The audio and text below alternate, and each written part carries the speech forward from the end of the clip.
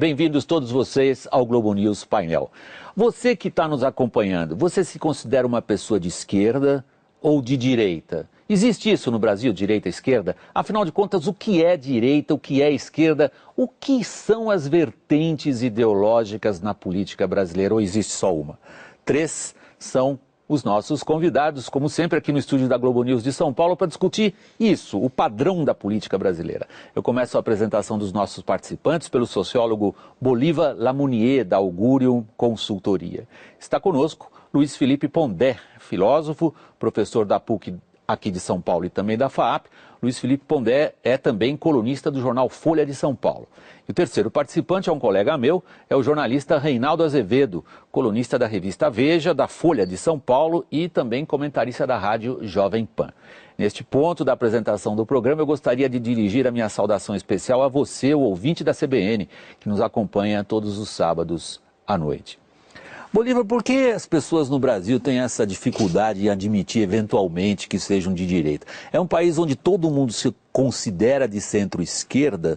Ou isso é uma máscara através da qual não se discute política nesse país?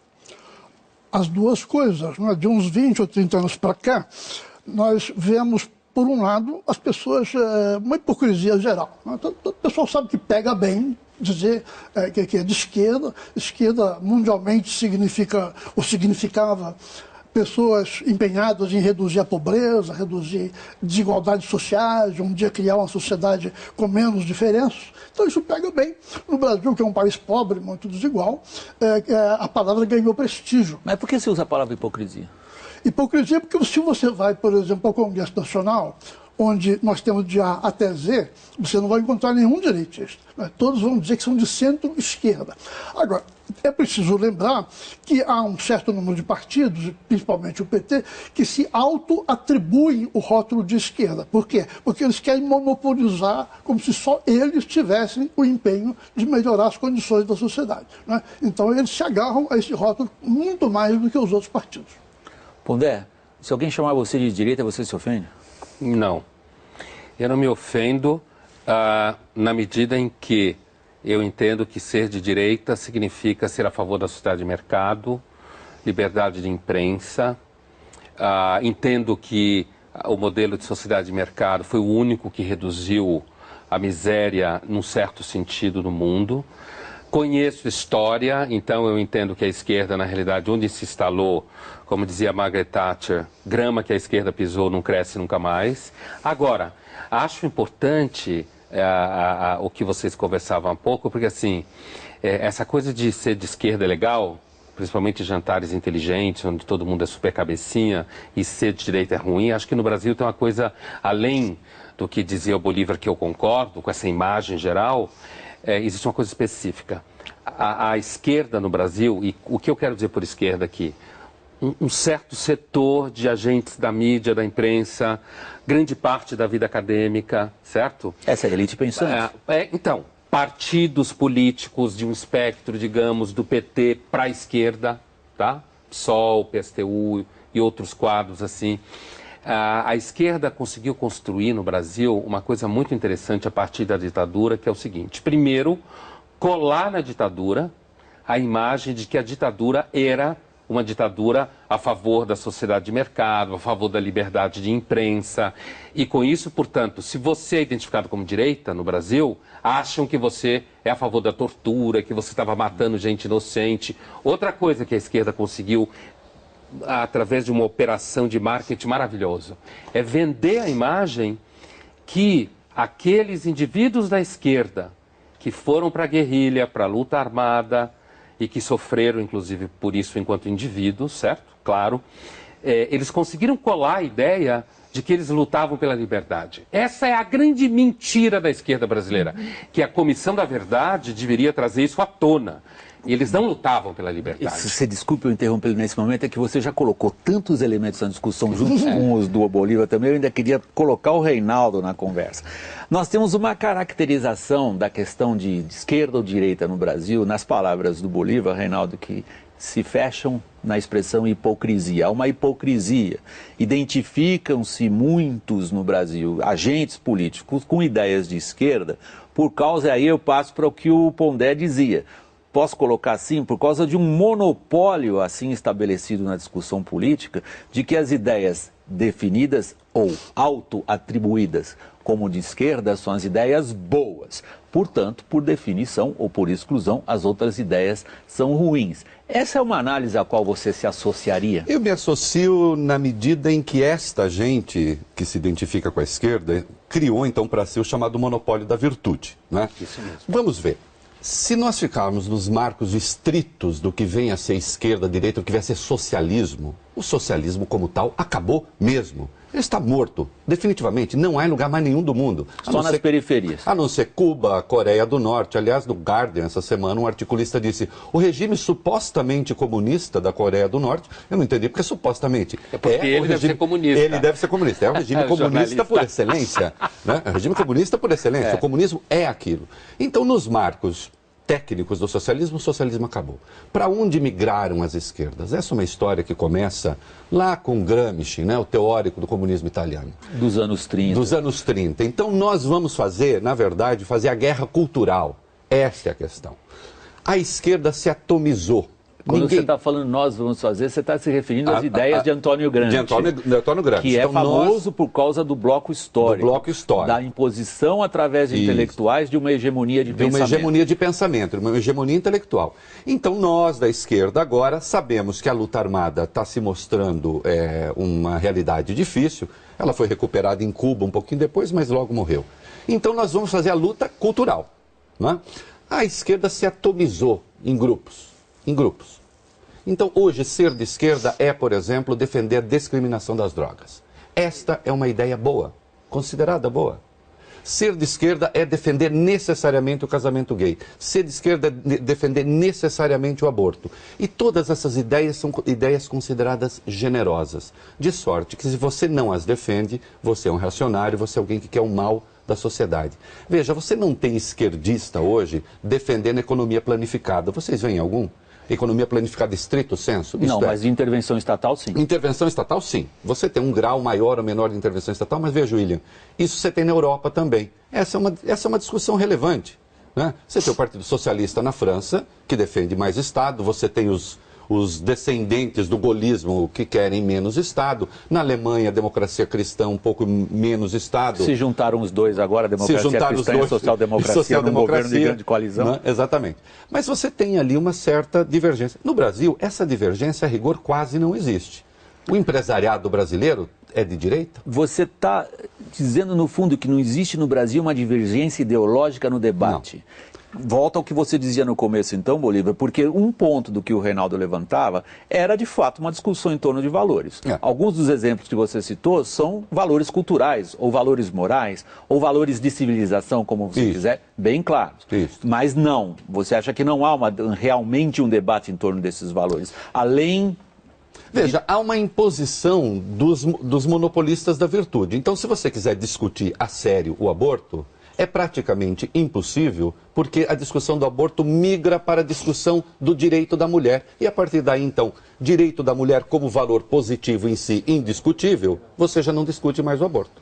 Torna-se impossível uma discussão dessas, porque, de fato, boa parte da sociedade brasileira não está interessada na discussão de valores, no sentido cultural amplo, ou porque, de fato, esse monopólio gramsciano está de tal forma estabelecido que não há mais espaço, Bolívar.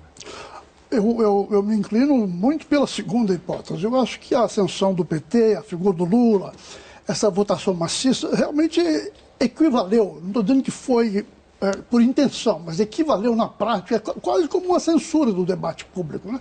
Na universidade dificilmente se pode discutir, porque é maciçamente de esquerda petista. Em qualquer lugar que você for, nos jornais, é assim. Então, agora, eu acho que é preciso fazer aqui uma distinção importante. Veja, em certos assuntos,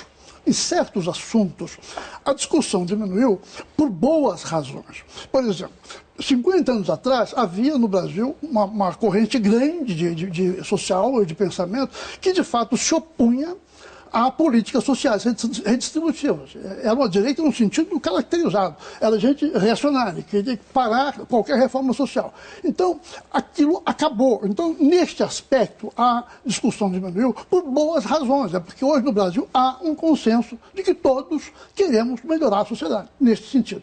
Mas aí entra o gramscismo, aí entra a esquerda organizada, aí entra o que eu chamei de autoatribuição.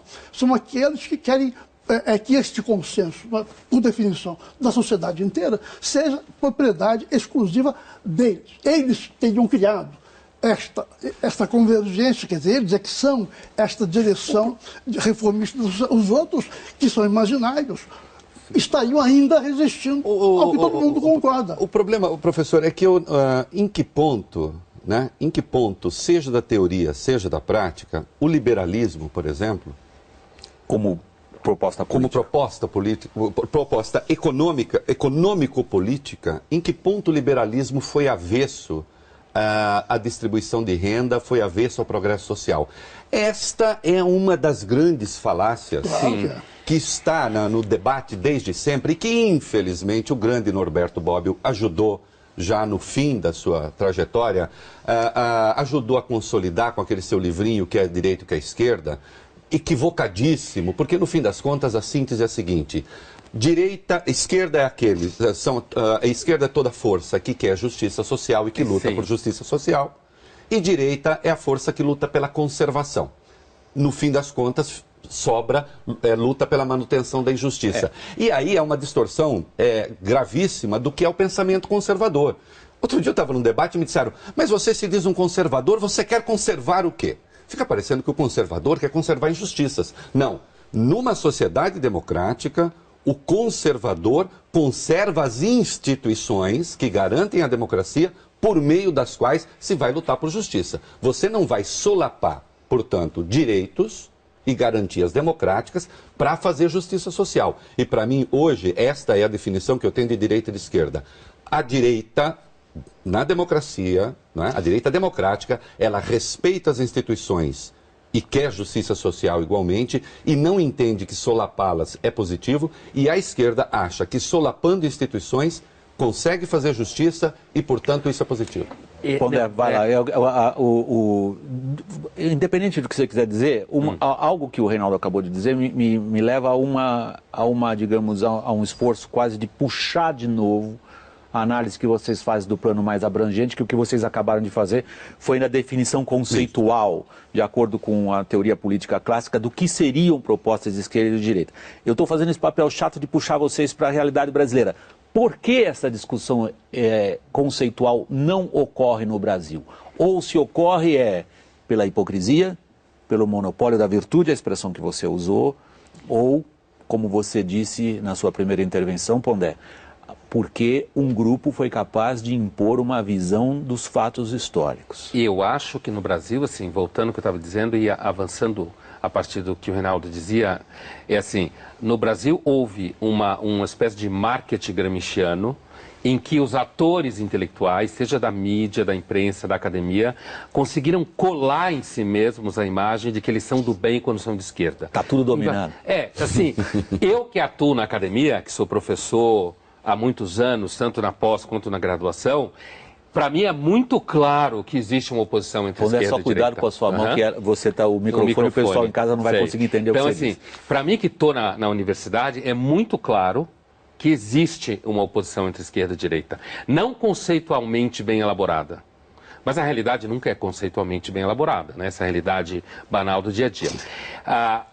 E essa oposição aparece, por exemplo, em que você tem cerceamento, você tem agressão, agressão intelectual, você tem uma coisa que, assim, você escreve uma coisa no jornal hoje, ou está dando uma aula, dependendo do público que está te ouvindo, você tem que tomar cuidado. Você tem que como dar prova de pureza ideológica. As coisas que o Reinaldo falava aqui, por exemplo, sou a favor do aborto, por exemplo. Você tem que dar prova de pureza ideológica. Olha, não me entendam mal, hein? Eu sou a favor do aborto. Exemplo que ele estava dando. Não me entendam mal, eu sou a favor da justiça social. Eu entendo que uma das melhores formas de justiça social é você ter um mercado ativo que produz emprego certo? E que se eu estou de saco cheio de você, que é meu patrão, eu arrumo emprego em outro lugar. Para mim isso é justiça social. E não o Estado taxar, se meter na economia o tempo inteiro. Então, a minha impressão é de que existe, no dia, pelo menos na academia eu sinto, e tem outra coisa, William, essa questão do conceito, a dificuldade do debate conceitual, eu também tenho uma visão muito clara que é a seguinte, há uma espécie assim de... é inviável, é quase inviável o acesso à bibliografia. Os alunos da universidade praticamente só leem Marx, Rousseau, Foucault e Bourdieu. Acabou! Os professores não dão acesso aos alunos leem outra bibliografia. Então você tem uma espécie de contenção e de censura. Bolívar, tem um clássico na análise submarxista da realidade. Eu estudei ciência política e li muito Marx como por interesse pelo pensamento no fundo, mas muitas vezes o que me constrange é ver a baixa qualidade de quem se diz marxista ao usar ferramentas da escola de pensamento marxista para tentar interpretar a realidade. E uma dessas análises submarxistas mais rastaqueras, mais rasteiras, mais imbecis no fundo, é a que estabelece aquelas ligações imediatas entre pertencer a uma classe social e defender uma ideia qualquer. Então, por fulano ser de tal classe, evidentemente ele tem que defender essa. Essa análise submarxista provavelmente tem dificuldades em entender por que, como você também dizia no começo do programa, boa parte do empresariado brasileiro também se designa como centro-esquerda. O que acontece com esses agentes econômicos ou agentes políticos, e para usar o submarxismo, e o seu pertencer a uma classe? Muito bom. É claro que essa proposição era ruim na origem, né? E foi piorando com o passar do tempo. Cada novo intérprete piorava mais um pouco. A sociedade na Europa, nos Estados Unidos, foi caminhando para uma sociedade de massas, na qual foi ficando muito difícil de distinguir nitidamente classes sociais, mas quanto mais esse processo avançava, mais os submarxistas insistiam que você só podia compreender atribuindo a uma classe, né? Quer dizer, da contramão completa. Agora, o ponto central, a meu ver, é que outros teóricos, vamos dizer, o Max Weber, demonstrou por A mais B que se você quer entender a sociedade moderna, se você quer entender política em particular, você tem que olhar para valores, ideias que as pessoas têm na cabeça e você tem que olhar para organizações. Instituições, o clássico do Weber. Mas organizações, porque você veja, os partidos de esquerda no Brasil não servem a ideologias, eles se servem de ideologias, né, para se agarrar ao poder. Por exemplo, o PT se diz socialista. Né? Bom, está no programa. Está no programa. Bom, o socialismo marxista e tal abomina o paternalismo. O PT é absolutamente paternalista. Tanto assim que não investe coisa alguma em educação, que é a grande alavanca, que é melhorar a sociedade pelo Bolsa Família. Se diz democrático, é uma meia-verdade, porque ele é anti-institucional. Qualquer partido de esquerda que se leve a sério, ou meio a sério, é anti-institucional. Por quê? Porque ele tem um objetivo, um destino, que é a sociedade sem classes. No raio que eu parto daqui a 200 anos. Então ele não pode ser a favor. Ele não pode ser a favor das instituições que estão operando aqui hoje, aquilo que o Reinaldo dizia. As instituições são baseadas no critério do funcionamento imediato e da alternância no poder, garantem uma ordem existente. Mas, bom, isso é incompatível com uma escatologia, com uma crença no além da sociedade sem classe. O Partido Socialista característico, ele tem que fazer uma espécie de uma manobra difícil, né? Assim, o terreno é pequeno para esse carrinho funcionar, para manobrar, ele tem que fazer de conta que é pelas instituições atuais, mas sem abrir mão de ser por esse futuro imaginário. Então é tudo, isso é parte do que eu chamo a hipocrisia ideológica. Assim, você tem a hipocrisia individual, a maioria das pessoas né? Mas você tem a hipocrisia partidária, que é o discurso que diz uma meia-verdade, né? Que nunca explicita a outra parte do raciocínio. Agora, Pondé me pediu a palavra, Reinaldo, depois? Não, vai lá. Vai, Pondé. Não, eu só ia acrescentar o seguinte, que assim, eu acho que há uma... quando o Bolívar falava o verdadeiro socialismo, ou teoricamente definido, o partido faria isso e na prática o PT faz outra coisa. E eu tenho sempre a impressão, e as pessoas que se identificam com a esquerda normalmente oferecem esse tipo de argumento, que é, olha, se a gente se o socialismo fosse verdadeiro, então a União Soviética não foi socialista, por exemplo. Nem a Coreia do Norte. Né? Então, para mim, eu vou fazer uma analogia com o cristianismo, como religião, mas podia fazer com qualquer uma, e considero o cristianismo infinitamente superior ao socialismo como teoria e como prática, tá? Apesar de não ser cristão e nem acreditar em nada disso, mas assim, é o mesmo argumento. Quando alguém diz assim, não, o cristianismo, ele era pleno. A Igreja Católica perverteu, o protestantismo perverteu. E as pessoas que se identificam com a esquerda normalmente usam esse argumento. Olha, a esquerda, ela na sua definição, teria dado certo, como dizia o Bolívar, lá na frente teria dado época, certo. Eu cobri na muito prática a guerra, não existe. Eu cobri muito a Guerra Fria a partir da Alemanha, se chamava o socialismo realmente existente, era o socialismo que não prestava.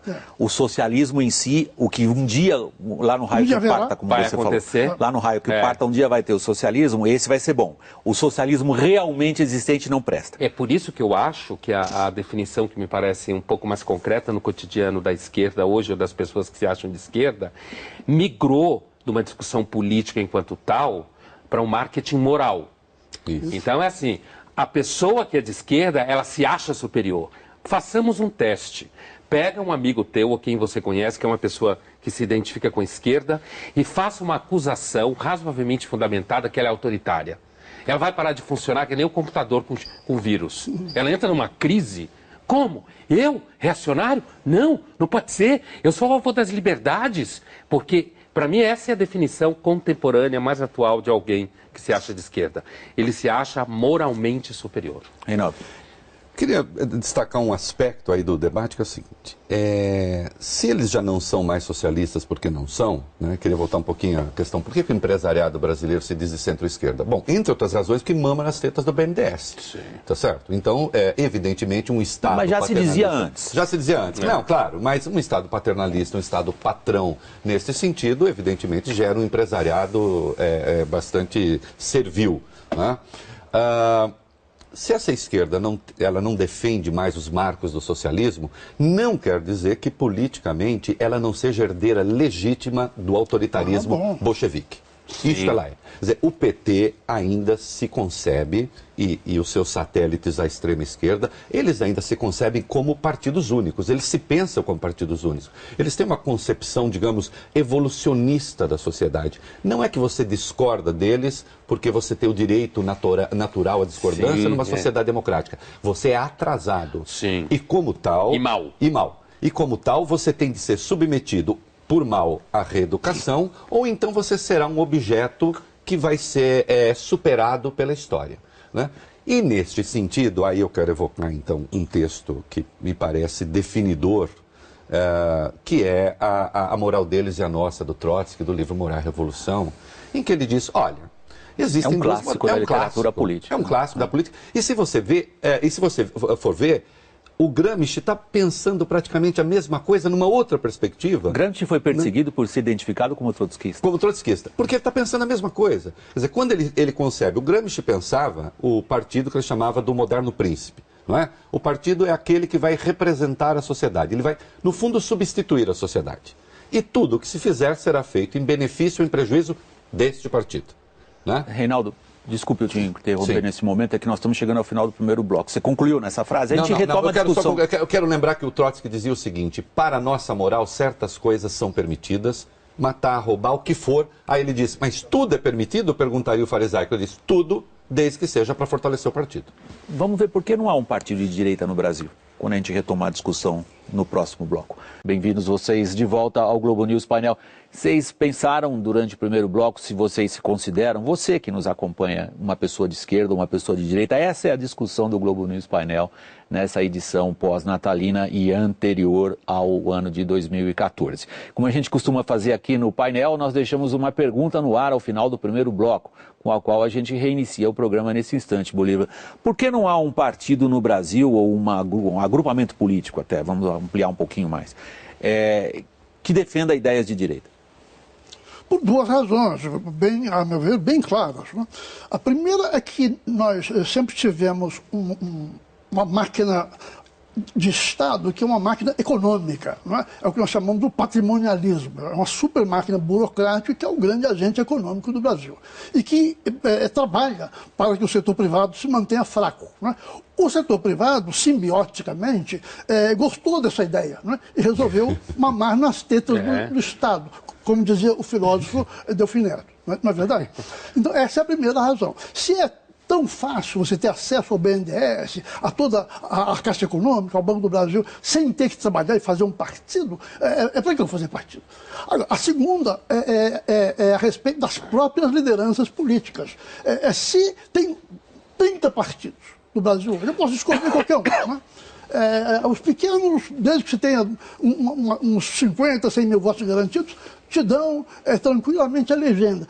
Para que alguém vai fazer um partido se essa coisa horrorosa, se essa gelatina assegura as oportunidades de entrada no sistema? Você percebe o que eu estou dizendo? Não há, na verdade, nem no setor econômico, empresarial, nem na classe política, um pouco de discernimento que fazer um partido com identidade real, com identidade séria, é um valor importante. Não. Como o PT é. O PT é o único partido nesse sentido que tem um valor, qualquer que seja.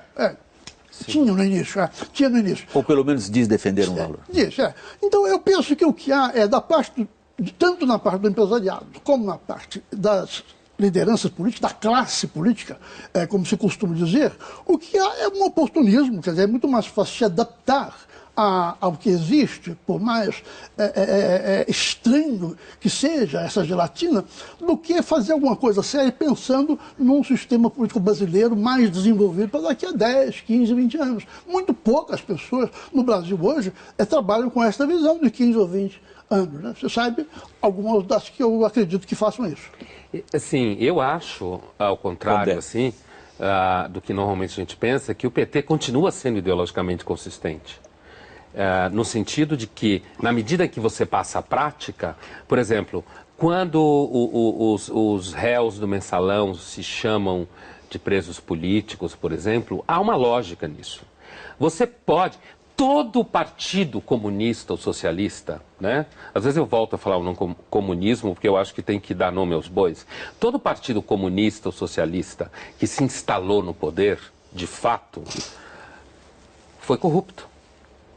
Que teve o poder pleno da sociedade, o processo de corrupção é normal. Normal no sentido de que, porque há casos de corrupção, isso não significa que o partido não esteja ideologicamente orientado.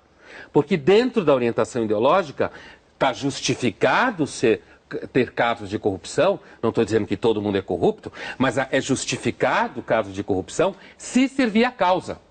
Então, quando alguém diz uma situação como essa, que ele está sendo, que ele é preso político, dentro da lógica dele, ele continua servindo a causa. É uma corrupção ideologicamente orientada.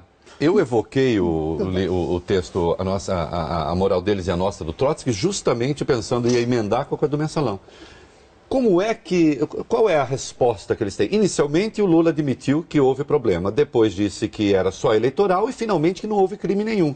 E agora, o partido, a CUT, fez várias manifestações em defesa dos mensaleiros e pedindo que eles saiam da cadeia. Por quê? Pedindo a anulação da condenação. Anulação da condenação, né? Porque eles têm teoria para isso. Nós cometemos isto que vocês chamam crime. Esse vocês somos nós, é a sociedade organizada, é a sociedade democrática, é o Estado de Direito.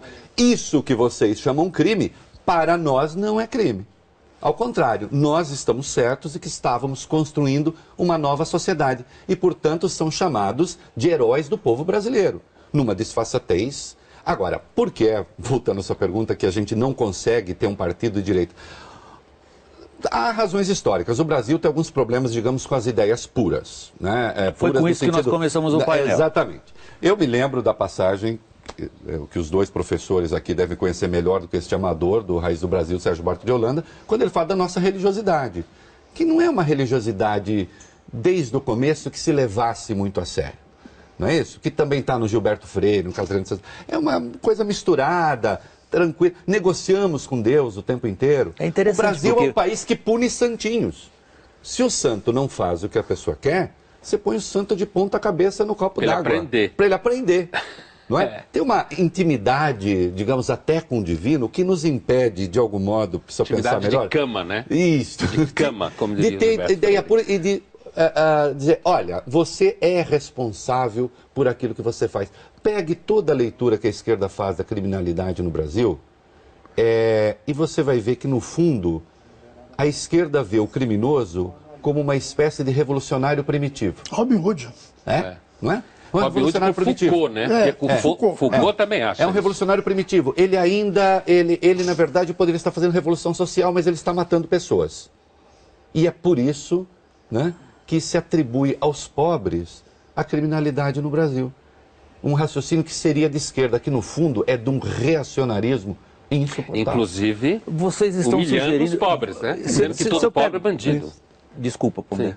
Você concluiu? Não, pode falar. Não, tentando arredondar um pouco o que eu ouvi de vocês no primeiro bloco e agora, e a pergunta que eu estava fazendo no reinício do programa era essa, porque se vocês caracterizaram uma situação de monopólio da virtude, de monopólio das ideias, os principais agentes da elite pensante se identificam com um determinado espectro político, a minha pergunta era, como que num país tão grande como o Brasil, com liberdade de imprensa, com o Estado de Direito, mal ou bem, prevalecendo, a gente não tem outros agrupamentos aglutinados em torno da defesa de ideias, no caso, caracterizada aqui, só para facilitar a discussão, como ideias de direita. O que vocês acabam de dizer agora é um pouco o que muitos dos cientistas políticos dizem quando leem a Constituição de 88.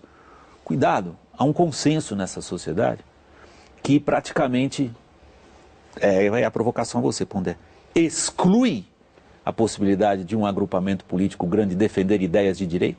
Olha, inclusive do ponto de vista do crescimento de um certo pensamento de esquerda na magistratura, eu não tenho nenhuma dúvida. Eu tenho uma sensação de que o Brasil marcha lentamente para um certo consenso esquerdizante, gramsciano. Já está marchando em direção a isso. E eu vejo, por exemplo, voltando ao que você perguntava antes, quer dizer, por que não existe? Então existe, primeiro, na universidade é impossível quase você levantar essa questão. Eu tenho alunos jovens que se identificam com a tradição de pensamento liberal, como a gente fala no Brasil, ou de direita. Liberal no sentido europeu, né? Liberal conservador e tal, no sentido europeu, e eles não têm espaço. Eles não conseguem entrar em universidades grandes, não conseguem fazer pesquisa, são mal recebidos nos espaços. Se você pegar, por exemplo, centros culturais financiados por bancos, grosso modo, só financia pesquisa de esquerda, intelectual de esquerda, revista de esquerda, manifestação de esquerda. Se você pega alguma pequena instituição que queira fazer um seminário, um colóquio identificado com o pensamento liberal, conservador no sentido europeu, não tem dinheiro, não tem espaço, não tem institucionalização. Então, fica uma situação que vai ao encontro do que a gente falava antes, quer dizer, o próprio empresariado investe na esquerda. E quando você fala da Constituição, para mim é muito claro. Eu entendo que isso está ligado, tanto ao que o Reinaldo falava da uma certa religiosidade de negociação, quer dizer, e tem uma coisa também... Religiosidade que é anticapitalista, considera o lucro pecado, se alguém ficou rico é porque alguém perdeu. E tem uma outra coisa, né? Eu acho que tem uma dificuldade. Recentemente eu participei de um colóquio na América Latina onde se discutia o pensamento liberal no Chile e aparece uma dificuldade muito grande que é o seguinte, o pensamento liberal conservador de direita, não essa patifaria de ditadura, não estou discutindo esse negócio de ditadura, ele exige de você uma responsabilidade pelo que você faz. Eu sou responsável pelo que eu faço. Eu sou um indivíduo que busca autonomia. Para mim, a maior virtude do pensamento de direita é a autonomia. Enquanto que o pensamento de esquerda, ao dissolver você no coletivo, ao dizer que a responsabilidade pelas coisas que acontecem é dos outros, ao dizer que a culpa é dos outros, é confortável. Então, o preguiçoso adora ser de esquerda. Aconteceu um evento extraordinário. Depois do Bolívar, Renato? Oi? Vamos lá, então, professor, desculpa. Bolívar. Porque me saltou.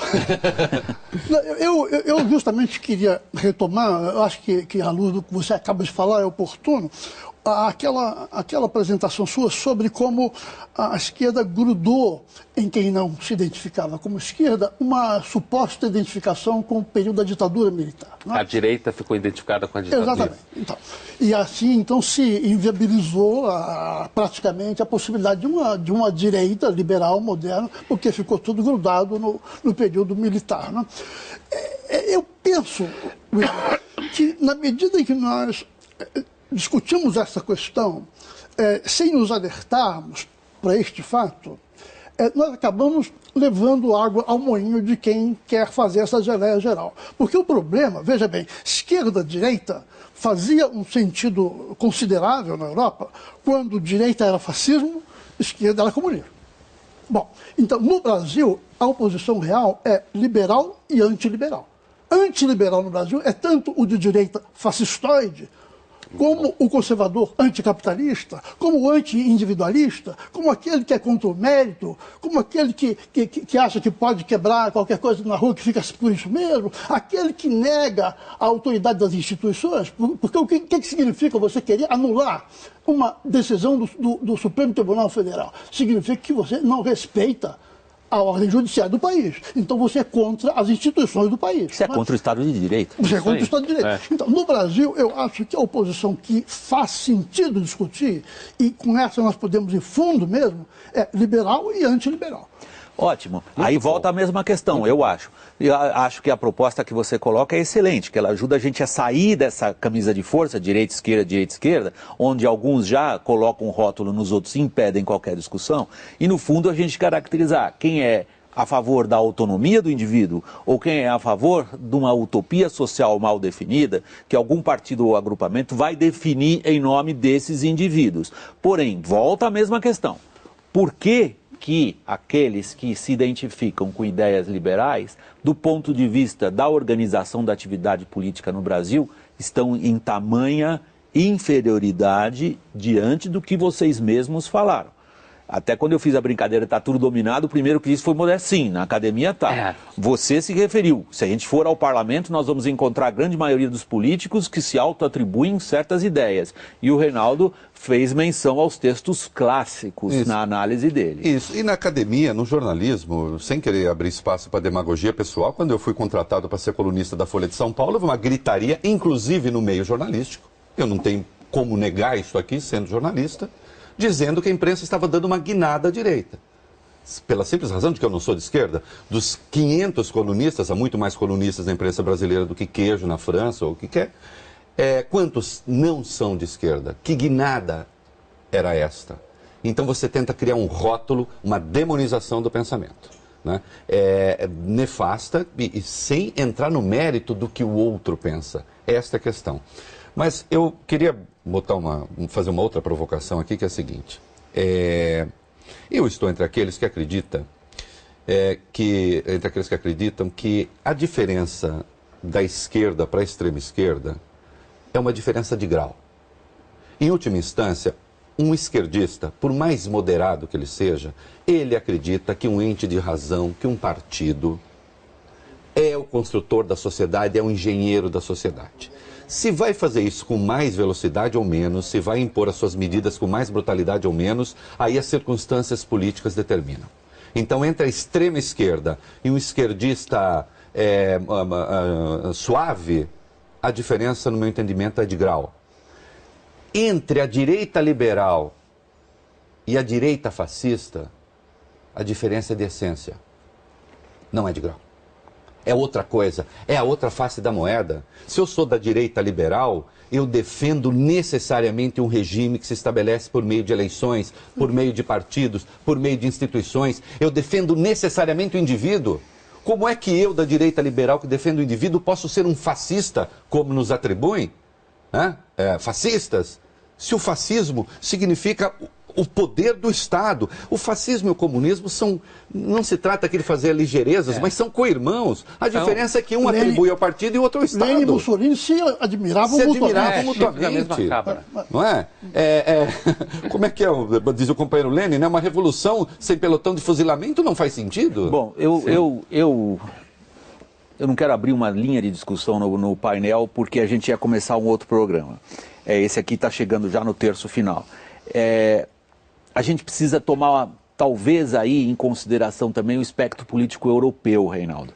Há uma série de partidos que se autodenominam de esquerda na Europa, começando pelo pelo PSOE na Espanha, ou pelos trabalhistas na Grã-Bretanha, ou pela própria social-democracia alemã, ou por alguns desses partidos social-democratas no leste europeu depois da redemocratização, depois que o leste europeu voltou a ser o que era, ou seja, antes do Império Soviético eram democracias, pelo menos os do norte da Europa, que no linguajar político brasileiro, você teria que colocar eles na direita, digamos assim. Tá. Não são partidos são partidos que, em outras palavras, abdicaram das ideias trotskistas ou gramscianas. É apenas como parênteses, porque eu fui correspondente tantos anos na Europa, e quando vejo de novo a social-democracia alemã, que tem essa característica tão forte no apoio a sindicatos, sobretudo, mas veja, William, junto com a democracia cristã. Mas aí eu volto à minha questão para o Brasil, eu puxo vocês um pouco para o lado do Brasil de novo. Quer dizer, vocês falam de uma situação, ao longo dessa edição do Globo News Painel, de guerra cultural. É essa a definição, eu acho.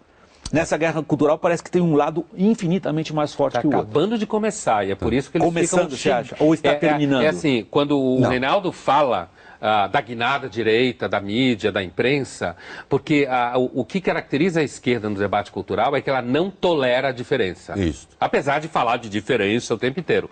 Não tolera a diferença.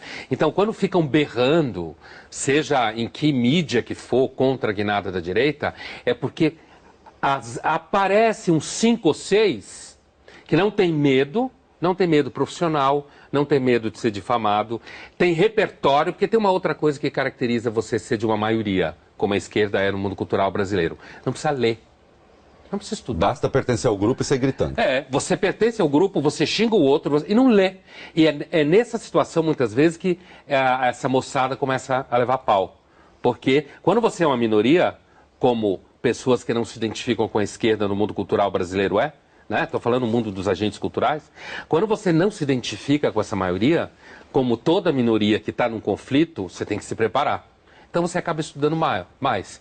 E aí tem um problema, porque na hora do debate, fica difícil, quando você é uma maioria paquidérmica, enfrentar quem está preparado. Não, até a matemática vira reacionária, né? Quando você discute matemática vira reacionarismo. Eu só queria... Reinaldo, adiante, por favor. Uma intervenção que você... Veja, essa esquerda europeia que você se refere, de algum modo, sem querer ficar aqui dando grandes voos, mas ela é herdeira da segunda internacional socialista, digamos assim. É aquela que ficou... Ela vem de Bernstein e do reformismo. Isso. Ela ficou, então, naquele padrão de nós vamos reformar o capitalismo e depois, se der, aí a gente vê. A esquerda do Brasil, ou ela é herdeira da terceira internacional, ou ela já quer a quarta. Não é? Ou ela é trotskista. E odeia a segunda internacional. E odeia a segunda internacional e trata como... Eu só estou fazendo essa observação. Eu não queria entrar na internacional e do integralismo. E do integralismo. Sim, é verdade. Bolívar, você... Sem blague, isso é verdade. Bolívar, boa parte da sua carreira como cientista político, você passou interpretando sinais de comportamento eleitoral e ligando esses sinais de comportamento eleitoral com ideias, ideologias e doutrinas políticas no sentido mais amplo. Assumindo a diferenciação que você propôs nessa discussão, vamos deixar esse negócio de esquerda e direita. Vamos ver no Brasil a diferença entre os que são liberais e antiliberais. Você diria a candidatos políticos que no Brasil não dá para ganhar voto com uma proposta liberal? De forma alguma. Eu acho que dá e é preciso colocar esta palavra em circulação, né? Porque se nós colocarmos em discussão claramente que a verdadeira oposição é quem é liberal, quem é antiliberal, o antiliberal não é a favor da democracia. Ele começa que ele tem que reconhecer isso claramente. Mas isso dá voto no Brasil? Não. Estou falando primeiro, vamos primeiro falar num certo nível de liderança, aí nós temos que polarizar, porque eles fizeram uma guerra ideológica e ganharam, nós temos que fazer a nossa. Né? Então, se nós ficarmos dizendo, não, estamos todo mundo no mesmo barco, não estamos no mesmo barco. Você entende? Eu sou contra quem é contra a democracia, então não nos entendemos por aí. Se nós fizermos assim, no plano das lideranças, das pessoas da universidade, do clero, etc., nós começamos a clarear as coisas, não é verdade? Bom, daí em seguida, o que nós vamos dizer para essa classe média ascendente que dizem que é 50% da população? Você vai dizer para essa classe média que ela não deve confiar no mérito, que ela deve esperar que o partido diga que você vai ter tal emprego, ou então você vai pedir na base do clientelismo. Não é para você acreditar na sua capacidade. Você entende? Esse teste foi feito para em toda a Europa e nos Estados Unidos. Né? Como é que o indivíduo abdica da sua confiança em si mesmo e entrega para outra entidade o seu destino? Você está dizendo que isso tem que ser falado de forma clara, né? Tem que ser posto. Sim. Através de líderes. Isso aí. Eu estou dando um exemplo apenas. O que eu quero dizer, enquanto nós não mudarmos esse eixo de discussão, não vamos abrir o caminho para o que tem que ser dito à sociedade. Você desculpa a minha falta de cortesia e ansiedade, é que eu estou chegando ao final do programa, aí sobra pouco para vocês arredondarem o pensamento. Eu posso usar essa sua última intervenção como uma provocação para o Pondé e para o Reinaldo? Aí sou obrigado a pedir que vocês sejam telegráficos pela primeira e pela última vez no programa. Existe isso no Brasil hoje? Abrir os olhos dos eleitores para o debate que não é esse debate rastaquera direita e esquerda, mas é o debate entre posturas fundamentais do indivíduo perante o Estado? Existe. Existe, tanto é que nós estamos nesse debate. E eu acho que essa é uma pequena diferença que tem acontecido nos últimos anos. Uma maior visibilidade. No Brasil, para mim, ser revolucionário, no bom sentido, no sentido de trazer alguma coisa de importante, é ser liberal. Reinaldo, pesquisa Datafolha, que você seja breve, desculpa. Pesquisa Datafolha recente identificou que a maioria dos brasileiros se identifica com posições conservadoras. Em janeiro do ano passado, no Fórum Social Mundial, o ministro Gilberto Carvalho disse que o PT precisava disputar com os evangélicos a nova classe média. Esta classe média ascendente, a classe C. Isto é, os valores da população são valores conservadores. O Gilberto Carvalho, que é um petista, identificou isso. O problema é que os partidos de oposição no Brasil morrem de medo do povo. O Globo News Painel está terminando por aqui. Eu queria agradecer a participação aqui no estúdio da Globo News de São Paulo dos nossos 3 convidados, começando pelo sociólogo Bolívar Lamounier, da Augurium Consultoria. Agradeço a Luiz Felipe Pondé, filósofo, professor da PUC de São Paulo e da FAAP, além de ser também colunista do jornal Folha de São Paulo. Em terceiro lugar, agradeço ao meu colega, o jornalista Reinaldo Azevedo, que é colunista da revista Veja, da Folha de São Paulo e também comentarista na rádio Jovem Pan. Meus agradecimentos aqui nesse momento vão especialmente a você que nos acompanhou até aqui. Esperamos você na semana que vem. Aproveito agora para mandar a todos vocês, já que essa é a última edição de 2013, meus votos de um ótimo 2014 para todos.